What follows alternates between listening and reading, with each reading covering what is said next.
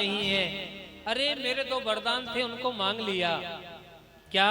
बोले पहला वरदान तो ये था, तेरे को राज अभिषेक होना चाहिए। तो भरत जी महाराज कुछ नहीं बोले। दूसरा वरदान, बोले दूसरा क्या मांगा?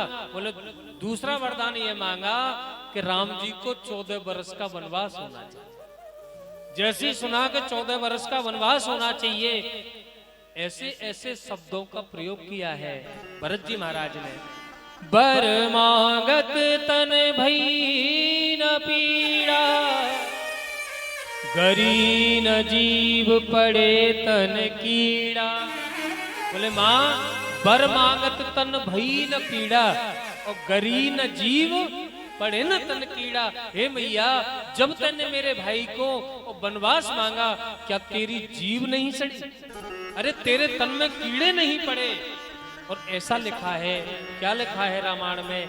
जब लोके कई जीवित रही, कबहु भरत ने मां से मुंह भर मान कही। भैया, जब तक केकई जीवित रही, भरत जी महाराज ने कभी केकई से मां नहीं कहा। अपनी मैया का परित्याग कर दिया। क्यों? कि राम जी के मार्ग पर जाने से रोक। कभी मां नहीं कहा। जब 14 वर्ष का वनवास पूरा करके राम जी आ गए थे अयोध्या में, तो सबसे मिले, मैया केकई से भी मिले। तो मैया केकई से कहने लगी, मां आज तुम जो भी मांगोगी मैं तुम्हें दे दूंगा। राम जी बोले, मैया तू जो भी मांगेगी मैं तुझे दे दूंगा, बता तुझे क्या चाहिए? तो आज केकई बोली, बोले राम मुझको कुछ नहीं चाहिए बेटा, अगर तुम देना ही चाहते हो तो एक चीज दे दो। बोले क्या चाहिए मां, बताओ। अरे बेटा देना चाहते हो एक चीज दे दो। क्या? बोले एक बार मेरे बेटे के मुख से तुम मां कहलवा दो, और मुझको कुछ नहीं चाहिए। जब राज्य अभिषेक हो रहा था तो प्यारे सभा में सभी बैठे थे, और जब राम जी बैठे सिंहासन पर, भरत को बुलाया, भैया भरत क्या बात है भैया, इधर आओ। और भरत जी महाराज राम जी के सामने पहुंच गए। भैया भरत, हम आपसे आज कुछ मांगना चाहते हैं, क्या हम मांगेंगे तो आप हमको दे दोगे? तो आज राम जी से बोले भरत जी महाराज, भैया तुम्हारे लिए अगर तुम मेरी जान भी मांगोगे तो मैं तुम्हें देने के लिए तैयार हूं, लेकिन मुझसे ये मत कह देना कि केकई से मांगे, ये मत कह देना, और जो तुम मांगोगे उसको मैं देने के लिए तैयार हूं। प्यारे, जब मना किया तो राम जी की आंखों से भी आंसू बहने लगे। जब लोके कई जीवित रही, कबहु भरत ने मां से मुंह भर माना कही। कभी भरत जी ने मां केकई से मैया नहीं कही। तो प्यारे, अगर राम के मार्ग पर जाने से रोकती है तो वो मां ही क्यों ना हो, उसका परित्याग करने में कोई दोष नहीं लगता है। उनसे आगे और महाराज, जैसे ही आज उसी कथा प्रसंग पर आ जाइए, श्री वेदव्यास जी महाराज भागवत की रचना करना चाहते हैं तो गणेश जी को बुलाया, और गणेश जी को जैसे ही बुलाया तो ब्रह्मा जी ने 4 श्लोक नारद जी को दिए। नारद जी ने वे 4 श्लोक जाकर के और महाराज वेदव्यास जी को दिए, और वेदव्यास जी ने वही 4 श्लोकों से 18,000 श्लोक बनाए और 12 स्कंद बनाए, 335 अध्याय बनाई, और इस ग्रंथ की और रचना कर करके स्थापित कर दिया। बोलो राधे राधे। भागवत को रचना कर। अब इसको पढ़े कौन? इसको पढ़े कौन?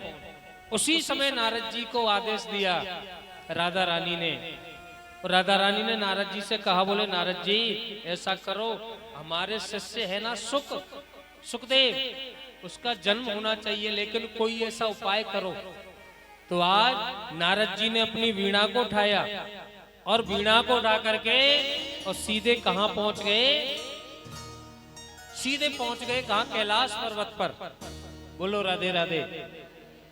जैसी कैलाश पर्वत पर गए ना, तो अपने हाथ में कॉपी पेन ले गए,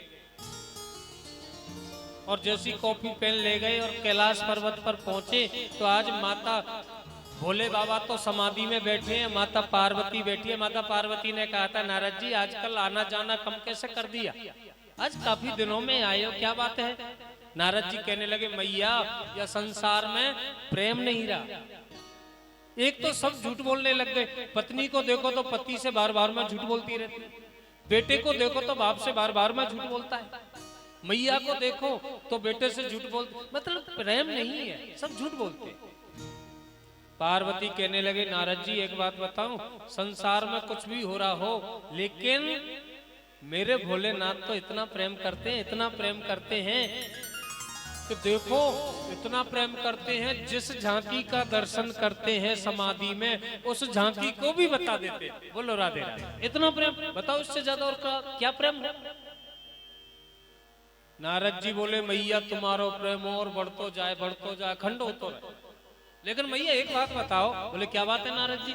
एक बात बताओ कि जो भगवान शंकर के गले में, भोलेनाथ के गले में जो गले में मुंडों की माला डली है, वो किसकी है? ये तो तुमको जरूर बताई होगी, जब इतना प्रेम करें तो।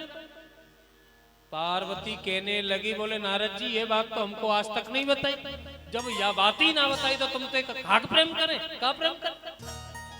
और आज जैसे ही आज अग्नि आग लगाई तो वहां से चल दी। रास्ते में भोले बाबा मिले, भोले बाबा से कहा, नारद जी ने बोले, भोले बाबा मैया याद कर रही है, जल्दी जाओ। तो आज भोले बाबा कहने लगे, जहां पर तुम पहुंच गए तो मैया तो याद कर ही रही होगी। प्यारे, नारम ज्ञानम ददाति इति नारदः। नारद किसको कहते हैं? अज्ञान रूपी अंधकार को निकाल करके ज्ञान का जिसके जीवन में प्रकाश कर देता है, उसको कहते हैं नारद। और नारद हमारे वृंदावन में एक और भी बोले, जाके घर में कभी लड़ाई नहीं हुई हो, झगड़ा नहीं हुआ हो, और बाकी घर में नारद जी जाके लड़ाई करा दे, और जिसके घर में लड़ाई हो रही हो तो इतनी शांति मचा दे कि कभी लड़ाई हो ही नहीं। और एक बात और के, मैं नारद भैया